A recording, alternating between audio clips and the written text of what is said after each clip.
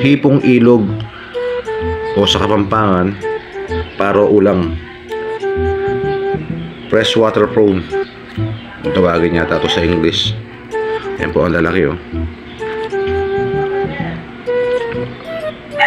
Huli po to sa ilog ng San Simon, San Jose, hanggang Santa Cruz po namimimit yung anak ko. Yan po silang lalaki oh. Tatlong lapad ng daliri. Ay po yung mga kasama, malalaki din po. Pero may nahuhuli pong may nahuhuling maliit dito at mas maliit pa rito.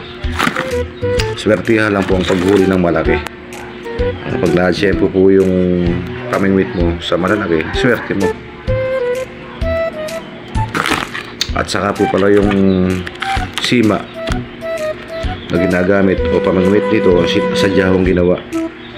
May nabibili po, kaso ang ginamit po ng anak ko yung sa guitar string. Gumawa po siya ng sima para sa ano, sa Pampangan po kasi taga. Ayan po.